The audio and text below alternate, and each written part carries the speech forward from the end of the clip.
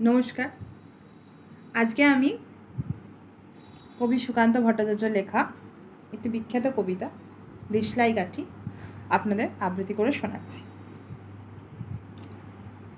আমি একটা ছোট্ট দেশলাইয়ের কাঠি, এত নগণ্য হয়তো চোখেও পড়ি না, তবু যেন মুখে আমার উসখুস করছে বারুদ, বুকে আমার জ্বলে উঠবার দুরন্ত উচ্ছ্বাস।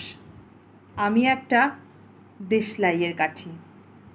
মনে আছে সেদিন হুলস্থুল বেঁধেছিল, ঘরের কোণে জ্বলে উঠেছিল আগুন, আমাকে অবজ্ঞা ভরে না নিভিয়ে ছুঁড়ে ফেলায়। কত ঘরকে দিয়েছি পুড়িয়ে, কত প্রাসাদকে করেছি ধূলিস্যাৎ। আমি একাই ছোট্ট একটা দেশলাই কাঠি। এমনই বহু নগর, বহু রাজ্যকে দিতে পারি ছারখার করে, তবু অবজ্ঞা করবে আমাদের?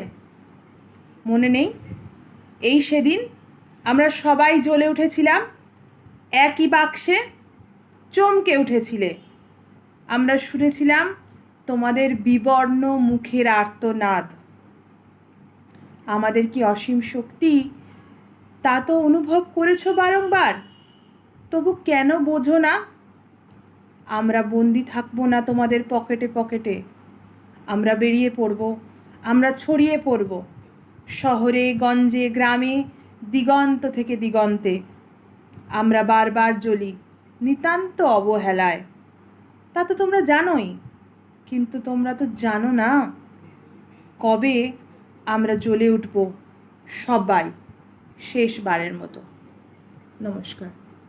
ভালো লাগলে লাইক করবেন। Thank you.